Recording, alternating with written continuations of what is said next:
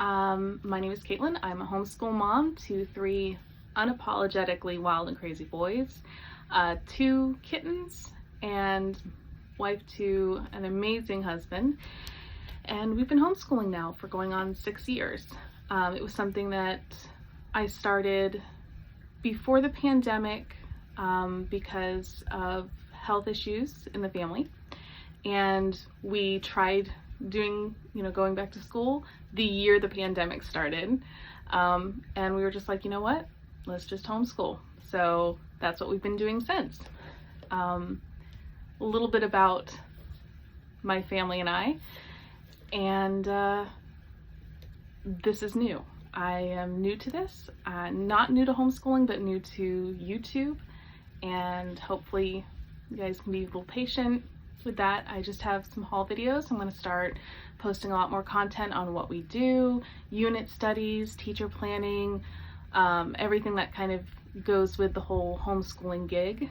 So if that interests you at all, hit subscribe and we'll see where it goes. So to start off, I am going to do some haul videos because I don't know about you, I'm kind of obsessed with them, and I like seeing what other families are doing and how they're using resources. So I'm going to do that. I guess I'll start with one of my favorite places is Barnes & Noble. Any place that sells books, I'm kind of there. And if you stay long enough, you'll probably get a tour of the homeschool room, which is our library. Because that's essentially wall to wall what it is. It's just books, lots and lots and lots of books. So to start with that, I'll go ahead and just get the ball rolling. We got these items from our local Barnes & Noble, and I'm sure you can get these online if you can't find them in your local store. So we have a lot of big books. We love the Welcome to the Museum books. If you know anything about those are very large books as well. And this one just caught my eye purely because the illustrations are gorgeous. The content is really not overly wordy. So your younger kids, I have a rising 1st grader, a rising 3rd grader, and a rising 6th grader. And this is good across the board. So I think younger kids will appreciate the art and older kids will appreciate the content and the art. So there's this book here. My rising 6th grader is kind of having a hard time with the multiplication tables. So we have picked up this game right here. Has great reviews, and I'm excited to start playing it. That's one of the things that we also do, is some game schooling. So got this one. Last year we learned about early American history, kind of the beginning of the country to about 1865. This year is supposed to start about 1865 to present, but one of the things we didn't get into as much that he showed interest in was the Wild West. I'm working on trying not to get the ring light in my glasses. So I picked up this book. We have the King George one about the Revolutionary War, and he loves it. So I'm hoping that he will like this one as well. I wanted to have some kind of resource about the pandemic. I know there's a lot of medical information out there, and there were a lot of books about our emergency responders, everyday heroes, things like that. And I love those books as well. But I wanted something that kind of went more towards the feeling that we all kind of went through, the emotional journey that we went through. And if you guys have not seen this book, it's called Together by Luke Adam Hawker. And I cannot say enough. It's beautifully written. The illustrations are simple and yet poignant. Okay, not so simple here. It's just beautiful. But online, Barnes & Noble, wherever you can get it, I recommend everybody having one. I purchased a book called the Quarantine Atlas, and it was not at all what I thought it was going to be. It was more of a adult context book for different drawings of people around the world about mapping what their journey was like. It's not for kids. But this one is and can be. So it's not a kid's book, but can be. Again, I have a rising 3rd grader, rising 6th grader. These are a must. We do these before bed sometimes, when we need to step away from a subject and kind of take a little mental break, but not go back to screen time or anything like that. These are really good to have on hand. For my rising 1st grader, I found this, and this is right up his alley. It's very interactive. He's very hands-on, and it's adorable. This little mouse, you have these little cards, and it asks a question. You select which answer it is, and depending on when you write over it, when you put little Einstein over it, it lights up either correct or incorrect. So it's very interactive, and they have different things that go with it. So I got this math set. They have a geography one that I think I'm going to go back and get. But I'm excited to see how he does with these. For my rising 6th grader, again, we're going to be covering more of the 1865 to present. So that includes a lot of World War I, World War II content. And if you watch any more of these videos, if I have not completely put you off of my channel, then you'll see a lot more material and resources honed towards those topics. These came highly recommended for young adults, children. They're in the children's section at Barnes & Noble, but the topics, I think, will require some adult conversation to go with it if there's any questions on the topics. For example, this one is about the Korean War, I believe. Grenade. This one is D-Day, Allies. Alan Gratz has a lot of books out there, and all of them across the board, from what I've seen, have really good reviews. So pick those two up for him. I have a couple more of them, but I got them in other places, so they're going to be mixed in with some other content. My rising 1st grader loves matching games, and this one is just gorgeous. Ebu is one of my favorite brands. I believe they make some of the most beautiful games, beautiful manipulatives, things like that. So I got him that one. My rising 3rd grader struggles with spelling, things like that. Resources that help build vocabulary are something that I really have been focusing on this summer to integrate into his curriculum. So I got the vocabulary flashcards for 3rd grade. I think he's absolutely at a 3rd, 4th grade level of reading, if not above that. I know he tested at right about 4th and 5th grade level, but spelling wise. So we're really going to use these to work on his spelling. This is something that I kind of dropped the ball on with my 5th grader. He had a couple questions in regards to where states are located geographically within our continent, in our country. So I picked this up, and we're going to really work on states, geography, continents, things like that this year. That's going to be one of the strong cornerstones, as well as math, that we're really going to work on. And also, the last thing that I got from Barnes & Noble was this book right here, Guy Stuff. There are so many books out there for girls, and I love that. You know, obviously, I'm glad that they exist. I, for a long time, was kind of nervous that there wasn't going to be the same kind of content for boys out there.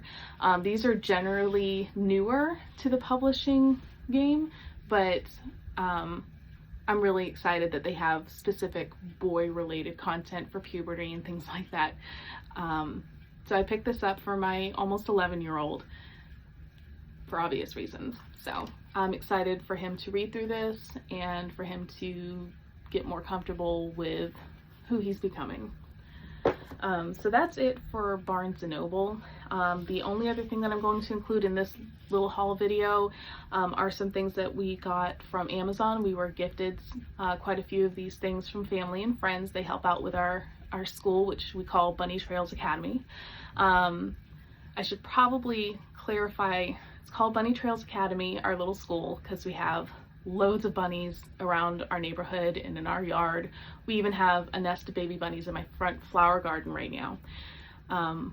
But the YouTube channel and the Instagram account go by The Years Remember, which is an offshoot of a quote by Thoreau, I believe. Essentially, the years remember what the days forgot. And that you get so caught up in the day-to-day life of things that you kind of don't realize that time has passed until you step back and look at the years. So that's where that all comes from. And if you want to follow me on Instagram, I have a lot more content on there, and I will continue to post more things on there, even if this doesn't pan out. So back to it. These are some gifts. This right here is Life Skills for Kids. There's even one for teenagers, which has a lot of good, again, a lot of good reviews. And I see a lot of other homeschool moms with this line of, these line of books. So I'm interested really in having them go through that one. I fell in love, absolutely fell in love with these. I even have a couple more on our wish list, on our homeschool wish list. So I have a 3rd grade science doodles, 1st grade science doodles, and 6th grade science, doesn't say doodles, but they are. Essentially for every grade, they have the different topics that are discussed, and they're doodled out so that they can not only review the content, color them, and have some fun with them. So I can't say enough good things. I wish they had history ones, and if they do, comment below where you found them. I love anything that's interactive and gets my kids more involved in the learning process. So those are those. These 3 books were gifted by a friend of ours, so very grateful. The I Love Science book, which I have not gotten a chance to look through yet. It's more of a journal about exploring science. So I'm thinking maybe my 6th grader will have more to do with this. The Fox and the Star. This is a beautiful book, and I highly recommend this book for every library. I'm not going to get into every single book, but this one in particular. Yeah, okay. I'm new to this. I don't have a script. This is just off the wall, so. Today, this is another game that I got to help with vocabulary that all of them can play. My rising 1st grader is reading at a 2nd grade level, so I think he'll be very comfortable with this, 2nd, 3rd grade level.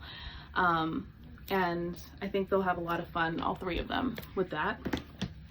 I know that they just did a movie show of this book, and this was gifted to us as well. This, if you've watched it, if you've seen it, oh my goodness, the message of being able to be who you are, be in touch with your emotions and expressing yourself, and not all emotions are happy, not all emotions are good, but it's okay. Please, please, for any kids that are struggling with anxiety or depression, anything like that, I recommend this. Emotional Explorers, self-explanatory. We have the first Slow Down book, so when I saw that there was a 2nd one, of course I jumped on it. If you have not come across these yet, the first one is, I believe, just Slow Down. These, I feel, are a must in any library, homeschool or not. They're just beautifully illustrated, very concise, but almost poetic writing. We have a handful of these little tiny window glass things. We didn't have the snow one, which I thought this coming winter, if each one of them color a couple of them and we put them on the window, that'd be really pretty. I was so excited that we got this one. The Wildlife Anatomy, of course, Julia Rothman, hello. any homeschool library, you're gonna find one of the nature anatomies, either the original nature anatomy, ocean anatomy, farm anatomy. There's a couple other ones that I can't even, food anatomy, I think. But so here's the wildlife anatomy. Of course, we had to add it to our collection. And then this one is the actual hard copy. I was able to, on Teachers Pay Teachers, get a handful of ones that you print out. They just go with the books that we have for reading. And I really like that I can go ahead and get some printed, answer them myself so that I can have some teacher copies for it. But there's that. And the last thing I haven't even opened yet. So let's see how graceful I can do this online or on here. We are going to be talking a lot about pioneers, early American living. And one of the things that we're going to do, I always try to come up with a handful of activities. Last year we made our own beeswax candles, pottery, things like that. This year we are going to make our own butter. And obviously there's the old-fashioned one where you have to constantly press down a wood board into a wooden bucket. But I got this, which I think the boys are going to have a lot of fun with. I'm going to have a lot of fun with it. We're going to make different flavors of butter to put, especially around Thanksgiving time. So anyways, that's this little haul video. I hope that you guys enjoyed the content. If you have any questions, I'm not going to start posting any links to the products that I've gotten yet, just because I don't know where this is going to go. But if you have any questions, or if you would like to know specifically where you can get something, just comment below. Thank you so much, and I hope you have a wonderful day. Thanks for coming to the Years Remembered and watching this haul video.